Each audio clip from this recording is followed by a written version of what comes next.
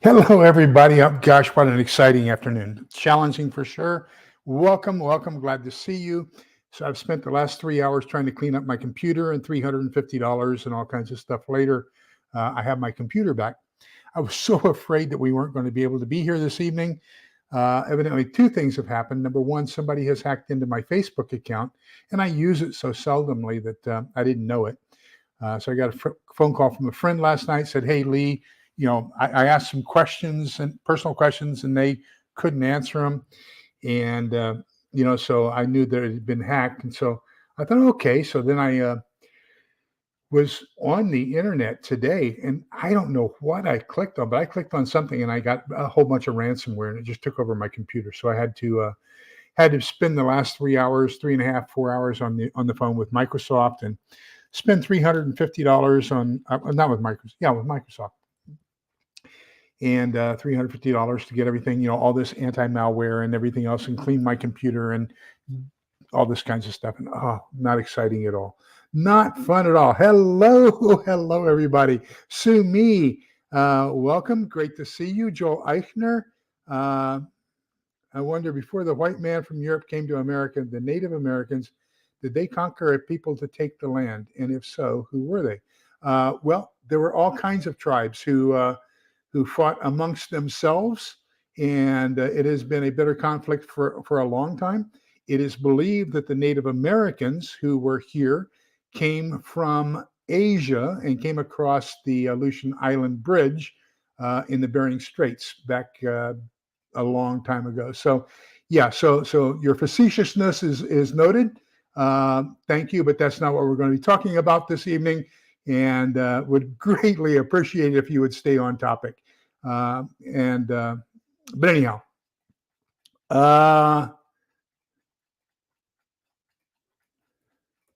golly, and you know what, Joel, if I have no problems with Jews. As a matter of fact, our religion stems from Judaism. So if you're going to be a little bit on the can't handle that and have to be disrespectful to Jews, then you don't have to be on this channel. You can there are thousands of other places you can go other than be here. Okay, so either be respectful and kind and polite, or leave. Simple choices. I'm not restricting your First Amendment rights. I am not Congress. And if you read the First Amendment, it says Congress shall not restrict your freedom of speech. I'm not Congress. This is my channel, and I would very much appreciate you cooperating. So either cooperate or leave. Simple. Okay. But to everybody else, welcome. Good to see you. Diana, too, welcome. And oh, by the way, moderators, if he continues with his BS, then feel free. You have carte blanche. No problem. He can either participate and be here for a positive reason, or he can leave. And he can either leave of his own volition, or he can leave through your actions, whichever you choose. I have no problems with that whatsoever. So, Joel, once again, you have no First Amendment right. First Amendment is a government right, not a private right. So I have the right to tell you you can't be here, and I'm not government, and I need for you to read the Constitution. That's what we're here to study, and you're not listening, okay? So, gosh, Guy, you need to understand the Constitution. You really need this class, but you're not participating in the way that would be beneficial for you to understand the intricacies, that the government is protecting political speech. That's what the First Amendment is, protecting political speech against the government. They can't throw you in jail. So we can't be a Russian, Soviet, East German type of a democracy, okay, where if you can be thrown in jail. I'm not going to throw you in jail. I'm just going to ban you from the account. That's all. So, and if you're proud of that, then that's great. Hi, Little Lone Pepper, welcome. Rip Curl Readiness, welcome. Good to see you, my friend. And thank you for giving that great information out. I appreciate that. And Stray Kitten, well, looking forward to you.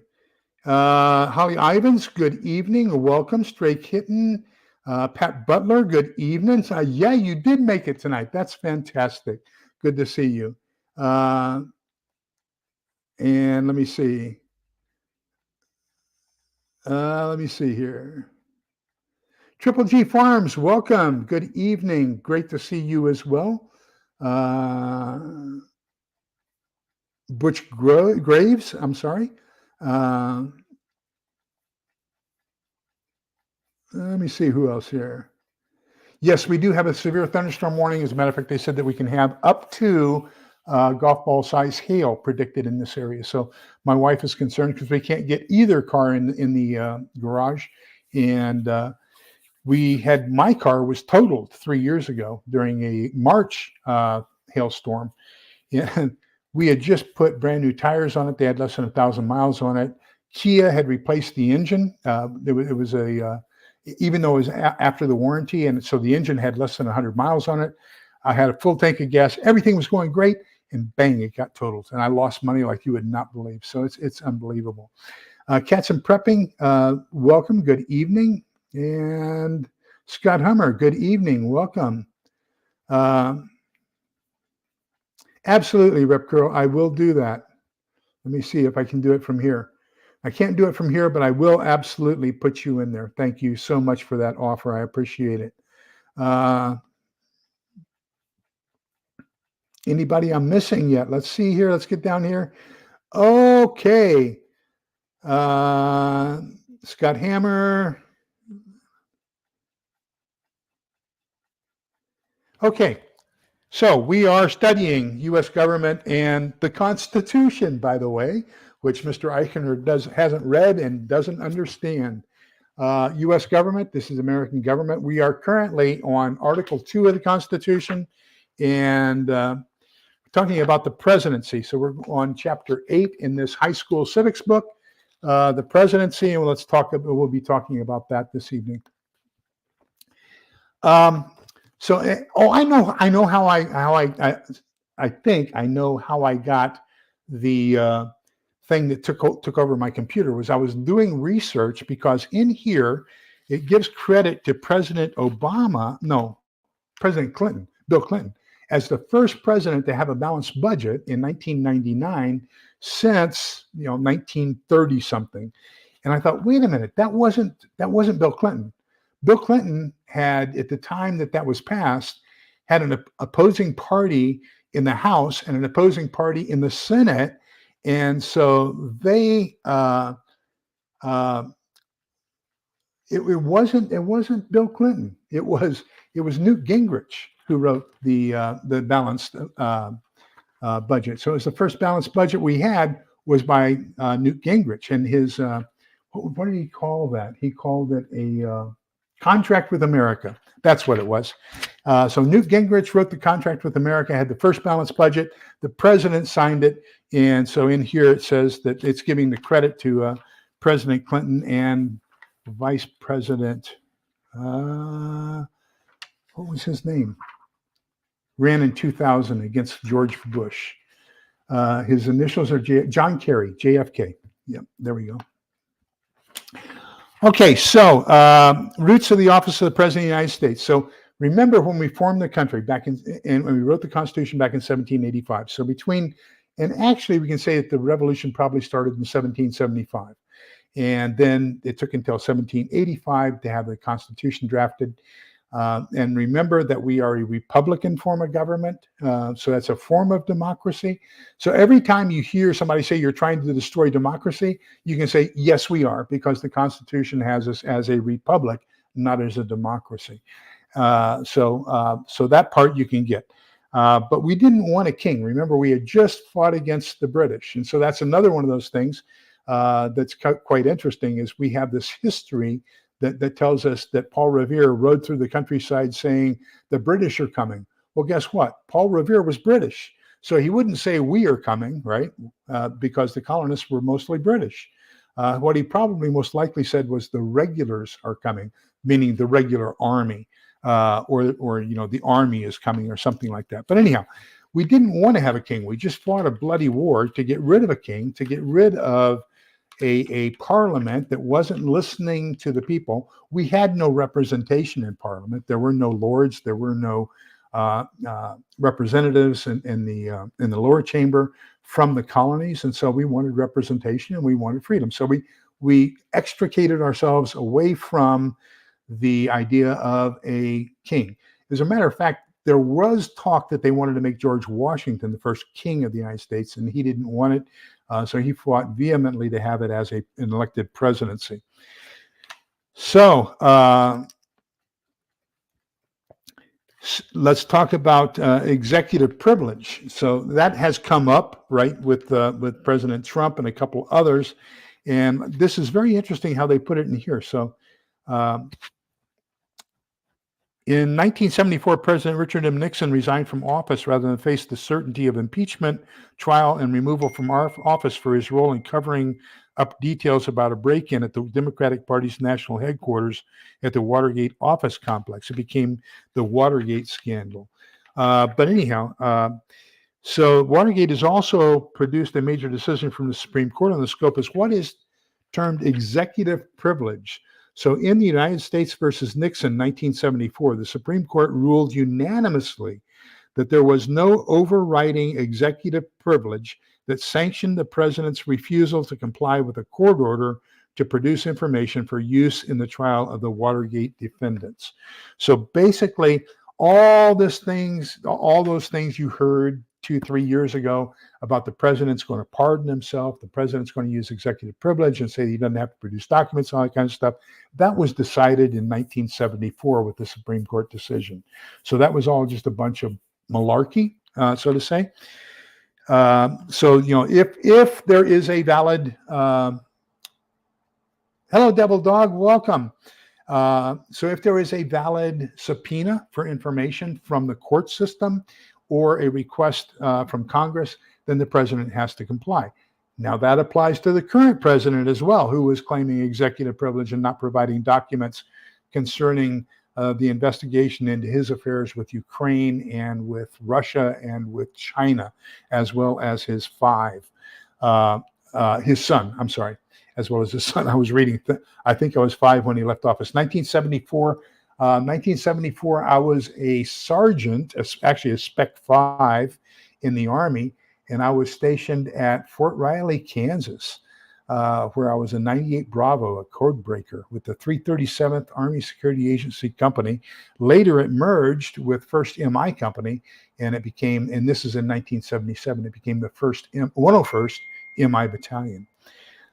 Building 89, main post, Fort Riley, Kansas. Okay, so then one of the questions that they had to decide was, how long do we want the president to remain in office? So the United States decided on 4-year terms of office. Italy has a 7-year term with no limits. They can be reelected for life. Iceland has 4 years with no term limits. Mexico has 1 6-year term. Russia has had 2 4-year terms. Putin changed that so that now it's an infinite number of 6-year terms, and Brazil has 2 4-year terms. So, we had an infinite number of 4-year terms until we had President Franklin Delano Roosevelt. And so Franklin Roosevelt he was not well liked. As a lot of people don't understand, he had more executive orders overturned by the Supreme Court than any president. And then Congress, of course, tried to limit him because he was, if you want to talk about somebody who was using executive authority, much like Biden is doing with opening the borders, with freeing student debt, like the Supreme Court said he cannot do, but after they said he cannot do it, he went back and did it anyway. So probably the 2 presidents who have abused executive privilege the most were FDR and Joe Biden. So FDR, because of that, after he was elected the 3rd time, and from Missouri, the only president we've had who didn't have a degree. Somebody's going to help me here. My mind is numbing.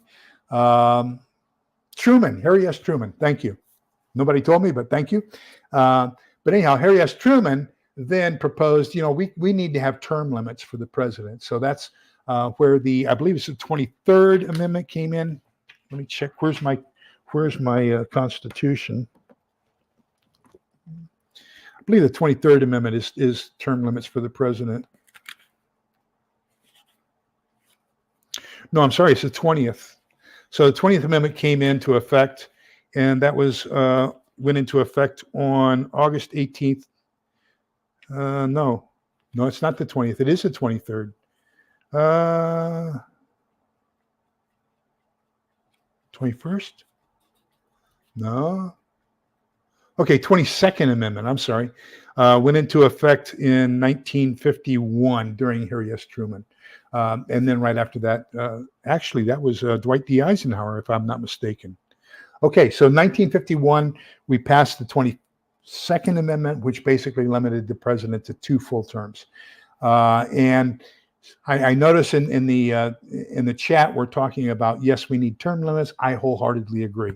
I don't think that the Constitution was written with 2 superlative ideas in mind. Number one, that it was going to be truly honest men, what at that time what they referred to as God-fearing men, who would be above reproach and would basically do the will of the people rather than the will of the representative or senator.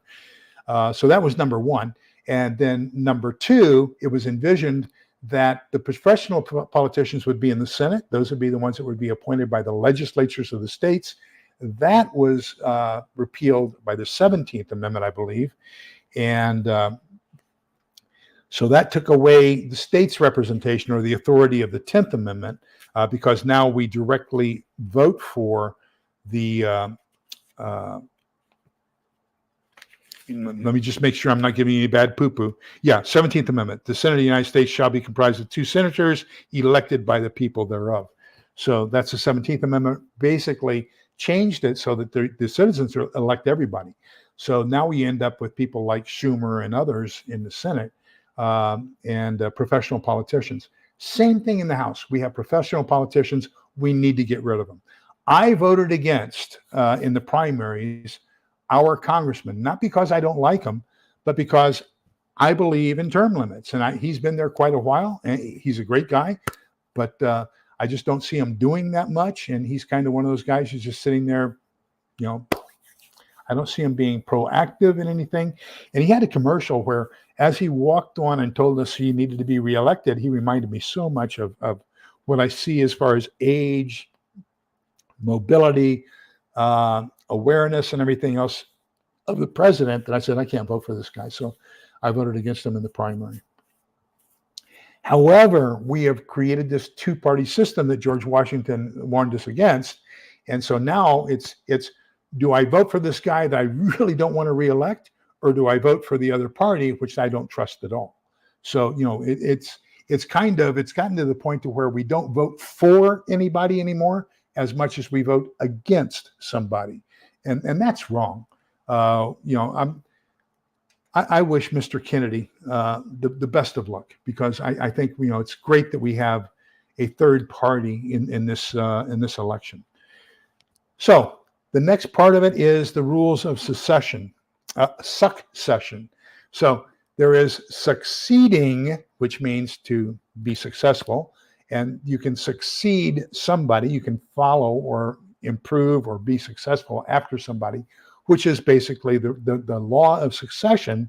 Is basically, it goes first to the vice president. If the vice president can't do it, then it goes to the Speaker of the House. If the Speaker of the House is incapacitated, then it goes to the President pro tempore of the Senate, who is the Senate Majority Leader. So right now that would be the President, Kamala Harris, Vice President, Mr. Johnson, the Speaker of the House from Louisiana, and then in the 4th place would be Chuck Schumer from New York as the Democratic Majority Leader. And then if he is incapable, then it goes into the appointed cabinet officers of the president, who have been basically approved by the Senate. They are in the order in which their office was created. So the oldest office basically becomes the top line for who would be next in line for succession. So that would be the Secretary of State, then the Secretary of the Treasury, then the Secretary of Defense. Then I have to read to find out where it goes after that. Let me see, State, Treasury, Defense, then the Attorney General, then the Secretary of the Interior, Secretary of Agriculture, Secretary of Commerce, Secretary of Labor, Secretary of Health and Human Services, Secretary of Housing and Urban Development, Secretary of Transportation, Secretary of Energy, Secretary of Education, Secretary of Veterans Affairs, and Secretary of Homeland Security. So that's the order of succession. Now, whenever they have something like we had the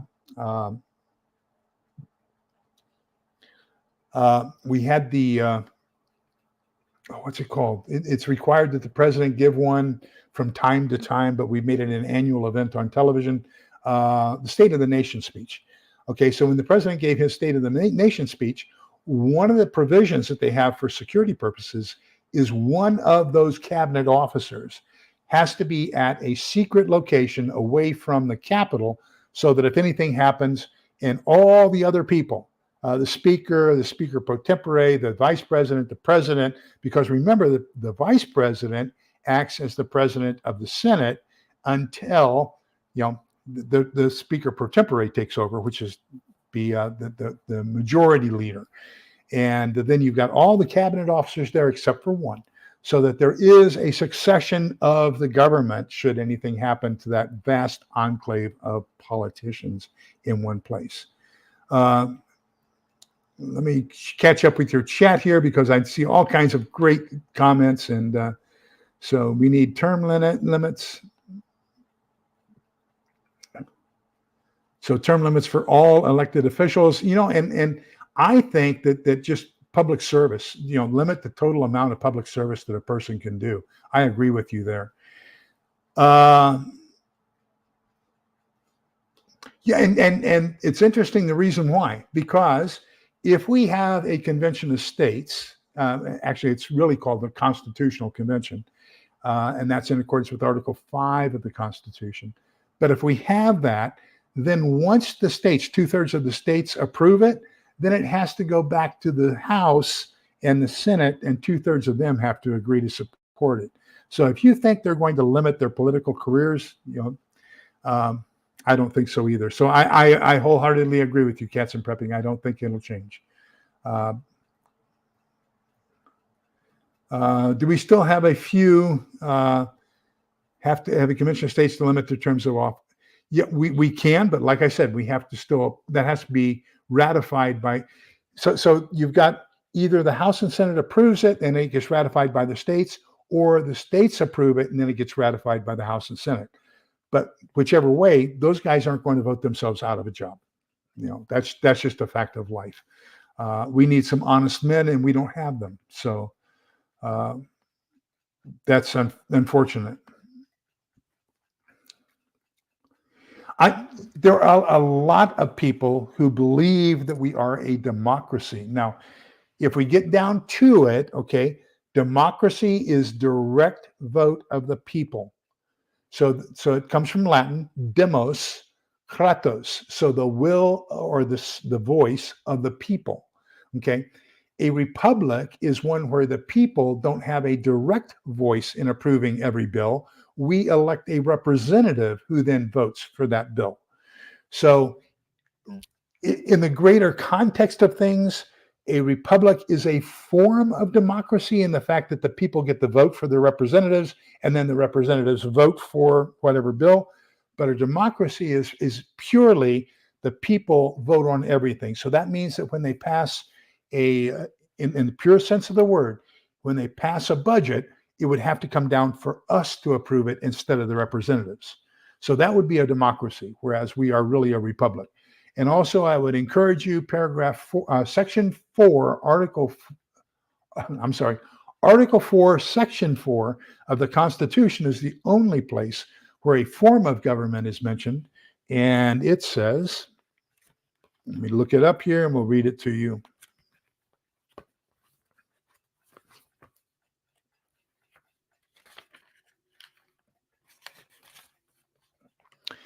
Article 4, Section 4. Let's see, where can I get it here? There we go. Am I anywhere close? Okay, so right here, where my finger is covering it up, okay? It says, the United States shall guarantee to every state in this union a republican form of government. Right there in the Constitution. Okay. Let's get down here. Well, it looks like we haven't had Mr. Eichner comment for a while. Did somebody get rid of him, or is he still with us? Hello, Gil. Welcome. And don't forget, we're all going to go over to Gil's channel after this is over this evening.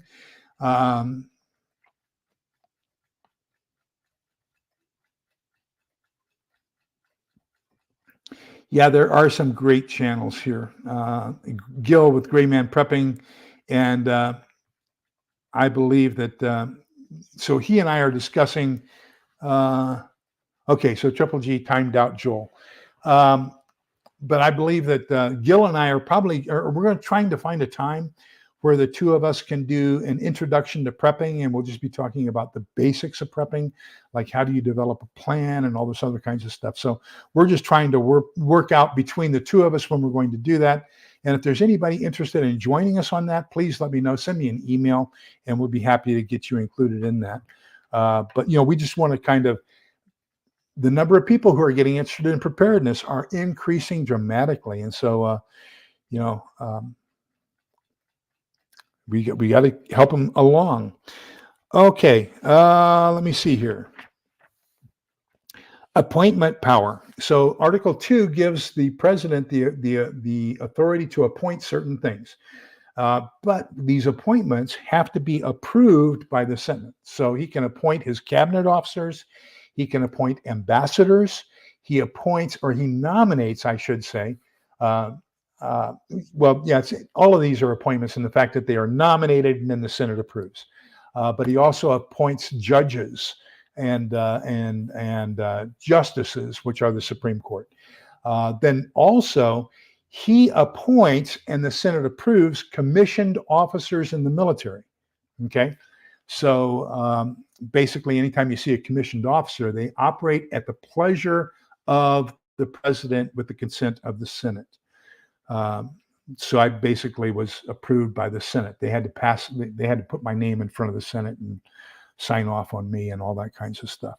The president also has the authority to either convene or to what is it? Not disconvene. What is it called? In Federalist Number 77, Hamilton justified the letter by noting that the House, the Senate, the chief executive enjoy concurrent powers to make treaties. It might often be necessary to call it together with the view of this object, when it would be unnecessary and improper to convene the House of Representatives. So the power to convene Congress was more important when Congress didn't sit in Congress in the D.C. area year-round. So originally it was envisioned that they would do their business in D.C. for a couple months, then they go back and represent their people. Now they basically are in D.C. the whole day except for Friday. Now, and this kind of people misunderstand, but typically they only do work in the Congress Monday through Thursday. Then Friday, they're supposed to fly home and be with their constituents Friday, Saturday, Sunday, fly back to Congress on Sunday evening, and then do their work at Congress Monday through Thursday. A lot of people misunderstand that, and they say Congress isn't working on Fridays. Well, they're supposed to be working. They're supposed to be working in their home district or in their home state, representing and getting feedback from the people that they represent. So they're working, just not working in Congress. I wish it was the other way around. I wish they went to Congress, to DC, 1 day a week and stayed here with their constituents 4 days a week. I think that would be a far more representative republic than what we have. President has the authority to make treaties. However, they must be ratified by the Senate. Okay, 21 treaties that have been put to a vote have been rejected, often under highly partisan circumstances. Perhaps the most notable example of the Senate's refusal to ratify a treaty was the Treaty of Versailles, submitted by President Woodrow Wilson in 1919. The treaty was an agreement among the major nations to end World War I. At Wilson's insistence, it also called for the creation of the League of Nations, which later became the United Nations. Both of them totally ineffective. Presidents may also unsign treaties, a practice often met with dismay from other signatories. For example, George Bush administration formally withdrew its support for the International Criminal Court, the first permanent court to prosecute war crimes, genocide, and other crimes against humanity. Critics of the treaty argued that it could lead to politically motivated charges against U.S. troops in Afghanistan and Iraq. So there's always, when we have questions about things like this, and there will be a couple instances I'll show you here later on in the book, but a lot of times what we don't understand, there's always two sides to every coin. And so we may see I was watching the presidential press conference today, and Peter Doocy asked Karine Jean-Pierre a question about the border. And Karine's answer was, and I want you to pay very close attention to her answer. And her answer was, the president wants the Senate, who is not doing anything, to approve a bipartisan bill. Okay. Now, does that mean that she wants the Republicans to work with the Democrats to come up with a bill that the two of them agree on? Or does that mean that she wants the Republicans to vote to approve the Democrat bill so that they can say it's bipartisan, which is what it really is, what she really wants? Okay. There's a lot of things to object to in that bill that went forward. And there's a reason why they don't want it voted on, why they don't want to approve it. Okay. But Karine is saying, hey, we have an agreed upon bill, they just need to vote for it. And so she's blaming everything on the Republicans. But, actually it's a bad bill. It gives citizenship to people who came across illegally. There are a lot of things in it that are just bad. And yes, we have a right to object to that regardless of who we are. So Little Lone Prepper says a republic is a representative form of government that is ruled according to a charter or constitution. A democracy is a government that is ruled according to the will of the majority.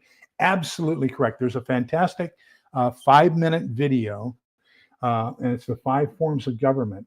And it points out very succinctly that in a democracy, let's say a guy is suspected of horse rustling.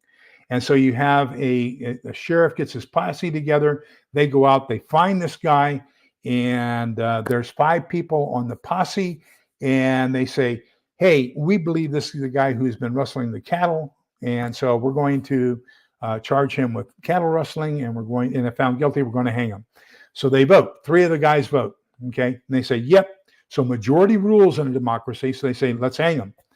And that cannot happen under a republic, because under a republic, you're governed by the rule of law.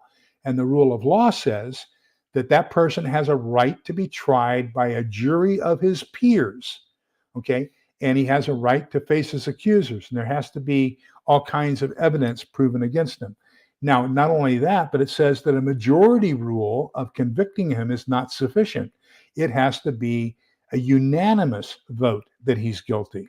And the same thing for the conviction or for the sentencing of the death penalty. So there's a lot of protections in a republic, and we are a constitutional republic because we are governed by the Constitution of the United States, which affords us certain protections that a democracy doesn't. For example, let's take the Second Amendment. Okay, the Second Amendment says that Congress shall make no laws restricting the right to bear arms. Okay, it doesn't say firearms; it says bear arms. Now, there are those who want to limit that. Okay, but yet it very succinctly says cannot limit the right to bear arms. Okay, let me read it exactly for you. Amendment 2. A well-regulated militia. Now, militia, according to the 1917, it's the DICK Act, D-I-C-K Act, 1917, which redefines the militia from the original definition of the militia, But the militia in the United States has a standing militia and a provisional militia.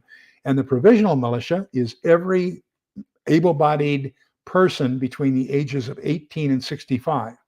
So according to this, you quite often hear those people say, well, it says a well-regulated militia.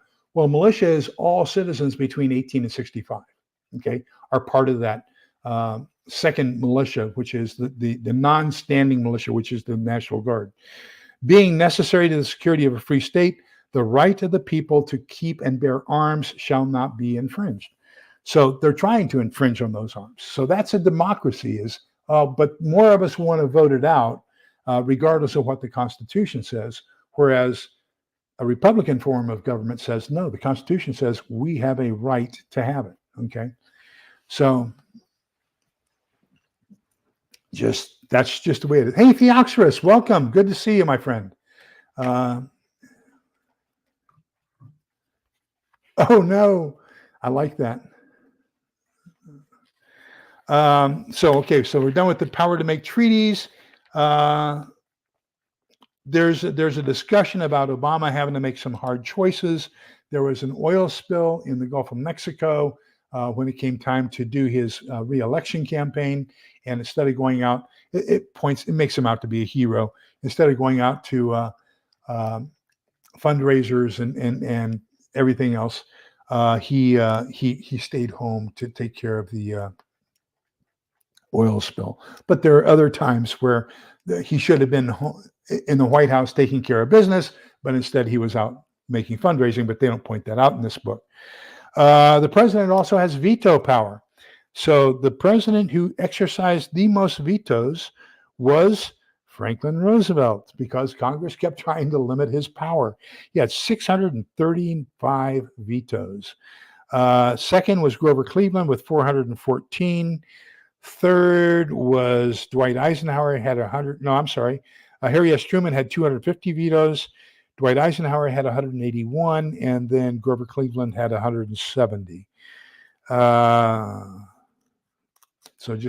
And of course, it also includes hip pocket vetoes. So it talks about the president's many roles. Okay. Is Pete here? Hi, Pete. Welcome. Good to see you. Haven't seen you in a while. Okay, so the president's many roles. He is the chief law enforcement officer. He is the leader of the party, whichever party is in power. He is the commander-in-chief of the armed forces. He is the shaper of public policy. He's the key player in the legislative process, so he kind of tells Congress which laws he wants them to prioritize. And he's also the chief of state, which means that he is a primary representative of the United States to other international organizations and governments. Here's another one. And so they kind of show a picture in the book of President Bush speaking about the war in Iraq on the aircraft carrier USS Abraham Lincoln. CNN, MSNBC made a big deal out of the fact that President Lincoln got off of, I think that's a U-6, is the twin rotor aircraft that they use to transport dignitaries and mail and other supplies to aircraft carriers.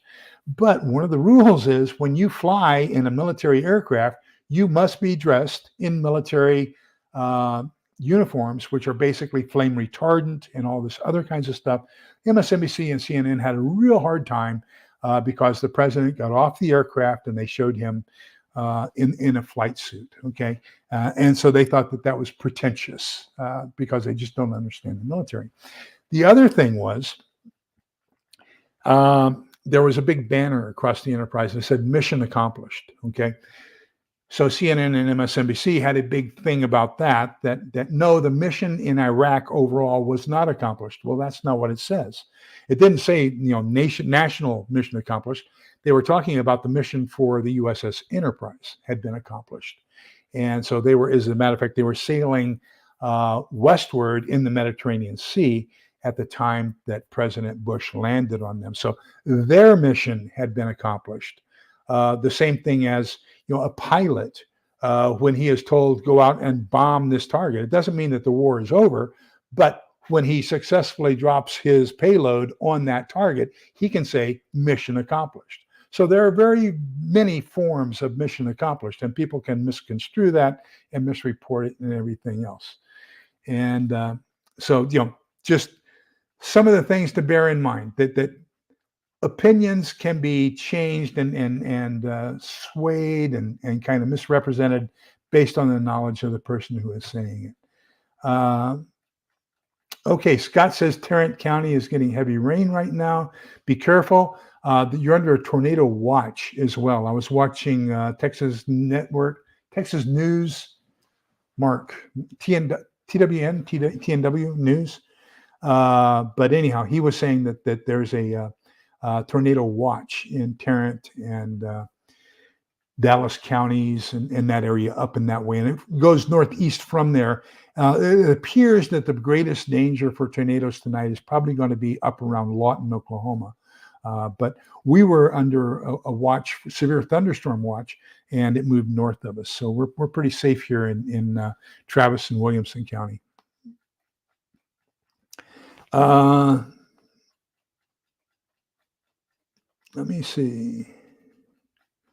Yeah, Ryan Hall is phenomenal, and he often also has live interaction with hurricane chasers who are out there in the midst of it. Okay, so the president is given the authority to be the commander-in-chief over the military. Now, one of the things that came about was the argument for the War Powers Act and the arguments against the War Powers Act. So remember, the War Powers Act came about in 1973 as an attempt to rein in the war-making authority of the president by demanding, among many things, that the executive notify Congress within 48 hours after deploying the armed forces to combat. The stated purpose of the act was to fulfill the intent of the framers and ensure that the collective judgment of both the Congress and the president applies to the introduction of U.S. armed forces into hostilities and to the continued use of such forces. So basically, we used the Gulf of Tonkin and the Gulf of Tonkin resolution. There was never a war declared in Vietnam. By the way, there never has been a war declared in Korea. There also has never been a peace agreement. We have a ceasefire that's been in effect since 1952. So it's a ceasefire, not a peace agreement. And that's why you have the demilitarized zone on the 38th parallel. As a matter of fact, the United States has not declared war on anybody since 1941. So, that kind of shows you where we are. Same thing with, Russia's special military, what they call it, special military operation. We do the same thing. Vietnam, Grenada, Panama, Iraq 1, Iraq 2, Afghanistan. None of those had a congressional declaration of war. The only declarations of war that I remember in the past 50 years where we declared war against poverty and we declared war against drugs. And both of those wars are still ongoing, and we're losing both of them. So anyhow, so why should we have the Constitution? So the argument for the constitutionality of the War Powers Act is the War Powers Act attempts to restore the balance of shared control of the military. The United States has not officially declared a war since World War II, and the War Powers Act reflects the will of the American people as represented by their representatives and senators in Congress. The argument against the War Powers Act is the Constitution clearly defines the role of the president in initiating foreign policy, and the Constitution clearly defines the role of Congress in military action. And the Supreme Court has upheld that an expanded interpretation of the president's authority in matters of foreign policy. So basically, the other reason is in today's modern world, there has to be an immediacy of reaction. There isn't time to convene Congress for a declaration of war to react militarily. So that we have this delicate balance between we need to have immediate reaction because of, it's 30 minutes from Kapustin Yar across the Arctic Circle into the northern portion of the United States. So we have 30 minutes to react to ICBMs launched from Russia into the United States.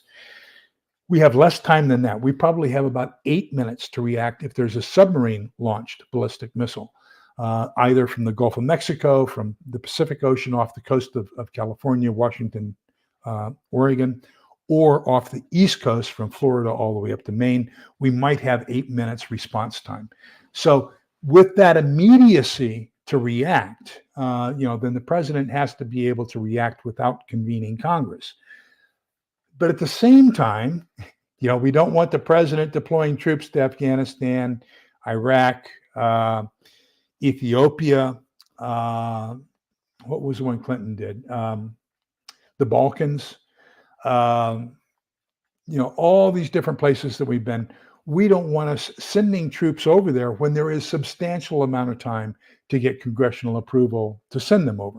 So where is that balance between the two? And we really haven't found that accurate balance or for determination yet at all. And Theoxorus, tongue-in-cheek, you're absolutely right. So when people misquote Matthew 25 and they only quote Craig Spear. I'll have to call him back. That's my buddy for breakfast tomorrow morning. But people will quite often quote that the end of times is here because Matthew 25 says wars and rumors of wars. Tell me 1 year in the past 2000 that there has not been a war or a rumor of war going on the earth, because that's just it. So they don't read that. We quite often take one verse out of context and then try to build it into an entire theology, and that's just one of those cases where that happens. So so basically 83 years of peace, 83 years of non-declared wars.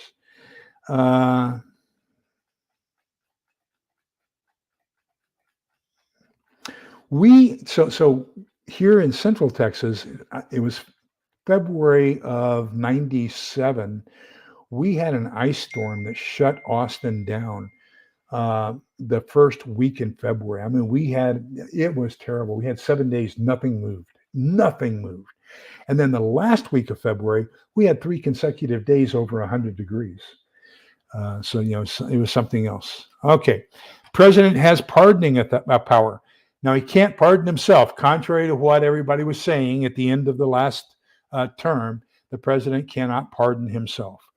And what it talks about here is, of course, Richard Nixon resigned. And even though he had never been charged with anything, President Ford pardoned him of those crimes. In my opinion, you can't pardon somebody of a crime until they've been convicted of it, okay? And he had never been convicted, so therefore the pardon doesn't stand. That's Lee's personal opinion. But that's more than likely what caused Ford not to be reelected, was there was enough consternation to his having granted President Nixon a pardon that people didn't want him to be reelected. So we seem to constantly get more and more expansion of presidential powers. And, and that's not what we want. We want to limit presidential powers, not expand them. So we have a timeline here in the book, fantastic timeline, and I'll go through that with you. So basically, in 1787, the office was created in Article 2 of the Constitution. In 1789, President George Washington took office. In 1829, President Andrew Jackson used his personal popularity to buttress the president's role to become the head of the party. In 1861, using inherent powers, President Abraham Lincoln took a number of legally questionable actions during the Civil War. He claims these actions are justified by the inherent powers of the presidency. Well, we had to have, later on in 1889, we had to have a Supreme Court decision. Remember that a civil war is when one party is trying to take over the government in order to impose its will on the other party, okay? The South never did that. The South just said, hey, we don't like the game you're playing. We're going to take our ball and bat and glove, and we're going to go home and play a different game. So they never tried to take over the U.S. government, okay? There was no revolution. There was no fighting against the federal government of the United States. What happened was the United States says, oh, no, you can't. We're going to force you to play on our baseball diamond in our rules with our ball, bat, and gloves. Okay, so they militarily invaded the South in order to impose their will to force those people to come back into the union of the states at that time, of which there were 26 states at that time. And actually, there were 28 because it was the two that were being admitted that caused the South to secede, because there was a gentleman's agreement that they would admit one slave state and one anti-slave state, so that there would be no automatic increase in voting power in the Senate. Okay, because remember, every state got 2 senators. So if you had 2 free states, then that would give them 4 votes more than the slave states. And so that was one of the primary reasons why the South seceded. And but anyhow, okay, so then in 1933, the modern presidency, President Franklin D. Roosevelt, ushered in a new era marketed by a growing federal bureaucracy and an active role for the president in the legislative process.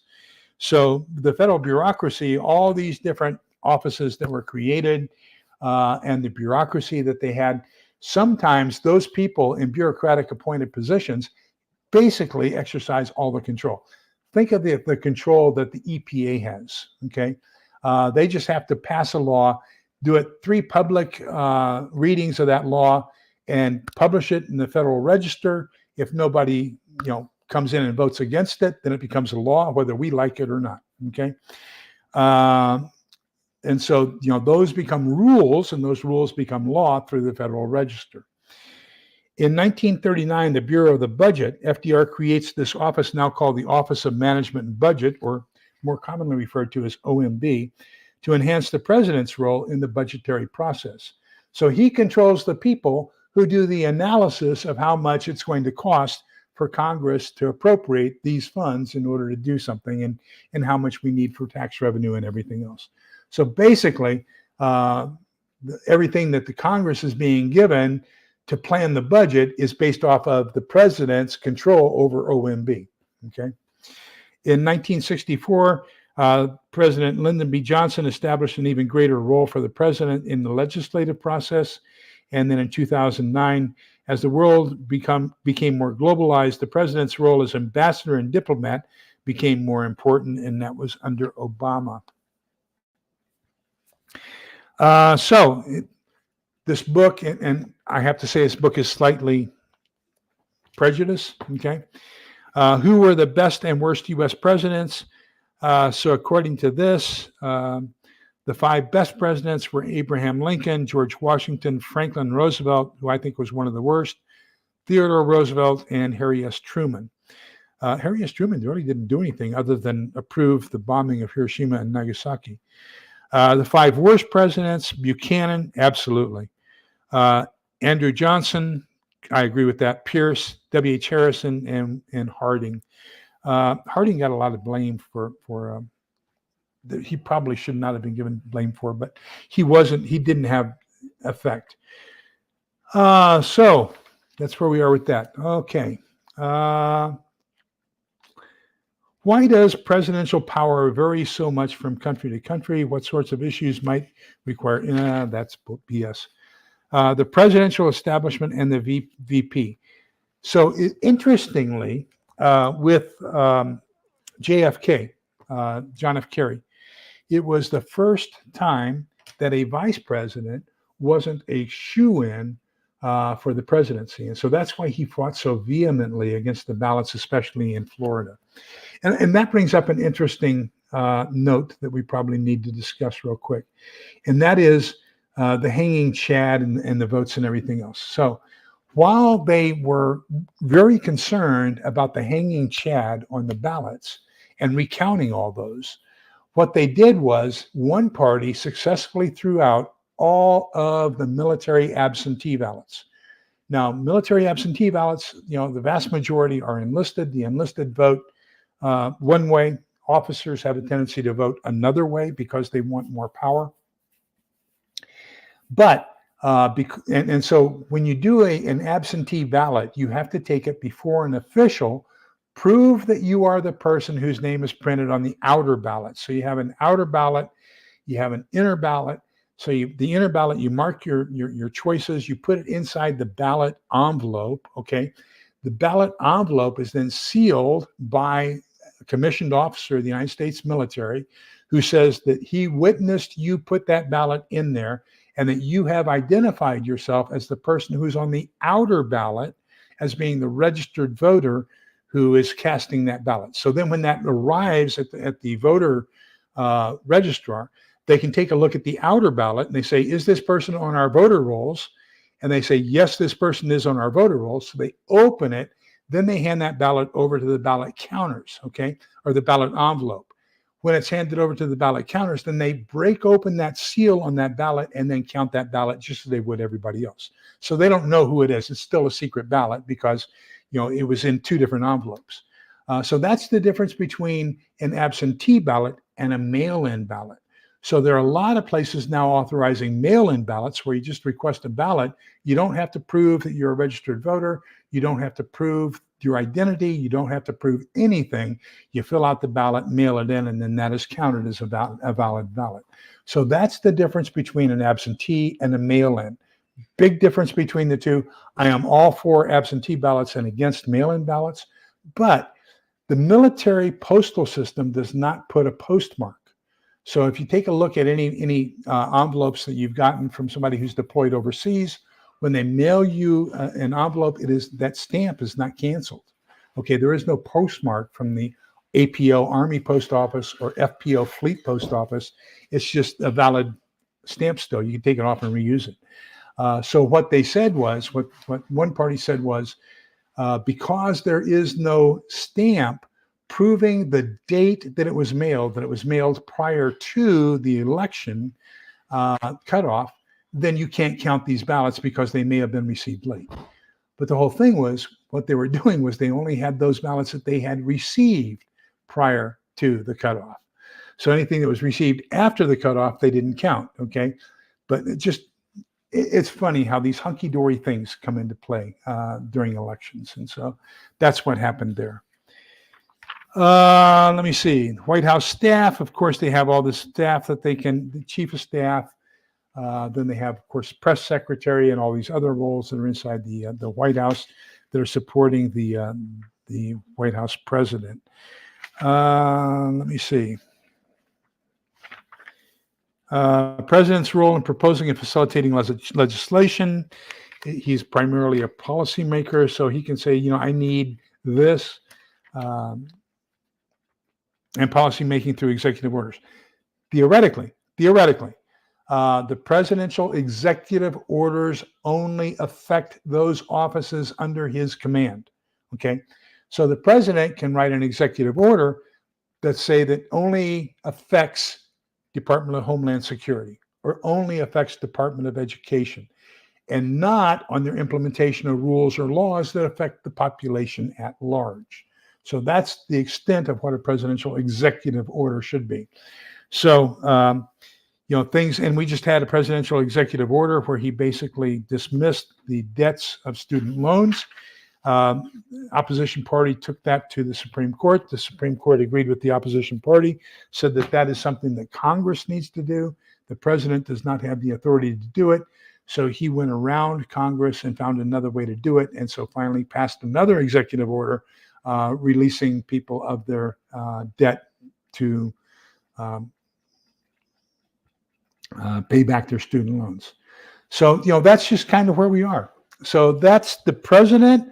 And so next week we'll be talking about the judiciary, which is chapter 9 in this book. And it's also article 3 in the Constitution. So let me see if I missed anything that we need to catch up on here. And tomorrow night we will be working on another chapter, 4 chapters basically. Well, take care, Pete. Let me see. Probably think, okay. So if Yashra says, my neighbors probably think I'm nuts when they see me eating the peas as fast as I pick them. Oh, okay. I think that's in relationship to 78 years of no peas or whatever. Anyhow. Okay, let me see. Yes, yes, Cats and Prepping. That's the Larry Sabato book. Okay, so tomorrow night we are doing another 4. I did get in the mail today, I think, what we're going to be doing for the book for the once we finish the Nash book. So I think once we finish this book, which we'll be working on tomorrow night, and we'll be finishing it up in April, then probably in May we'll be working on this one, which is a British book, believe it or not, Bradley Garrett's Bunker, What It Takes to Survive the Apocalypse. Let me get a little bit further into this one, and I'll let you know whether or not I really want to talk about it for the month of May. Okay, so where are we? Let me get down here.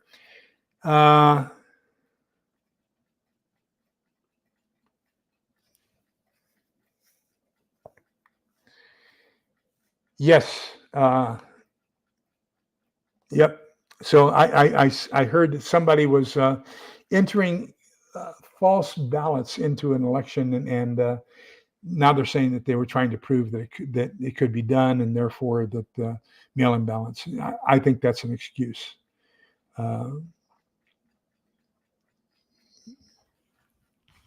Okay.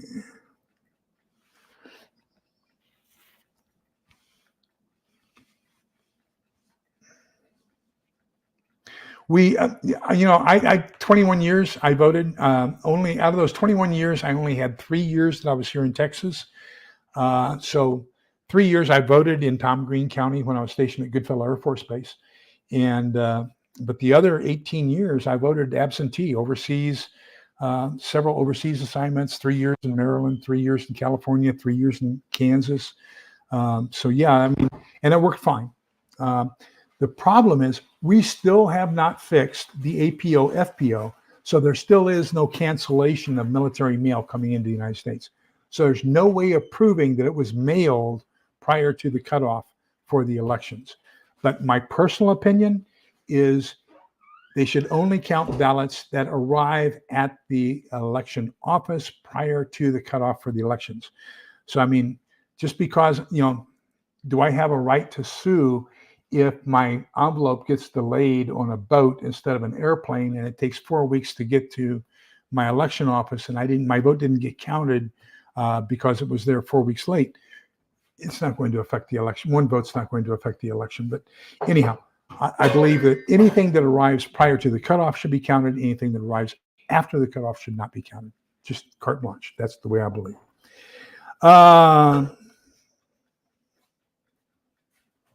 Okay, so that's where we are. So number 6, chapter 6, verses 24, 25, 26. The Lord bless you and keep you. The Lord let his face shine upon you and be gracious to you. The Lord look upon you kindly and give you peace.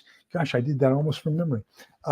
So tomorrow night, we'll be talking about the next 4 chapters in food storage for preppers, and we'll also be talking about what we need to be doing as far as food acquisition and storage. So please remember, be kind, polite, and respectful to each other, because the only way we're going to get through this is together. No lone wolves are going to make it through this. Thanks everybody for being here. Thank you for great moderation. And I will go back this evening as soon as this is over, and I will give, hello, Garden Girl 84. Gosh, I missed you. I'm sorry. Let me see. Who was it that I told them I would go ahead and make them a, Rip Curl Readiness. Let me write that down so I don't forget, and I will get that taken care of right after we get done. So take care, everybody. Thank you for being here. See you tomorrow night, 8 o'clock. Go over to Gil's channel now, and that's Gray Man Prepping. He has his live going on right now. Take care. Bye-bye.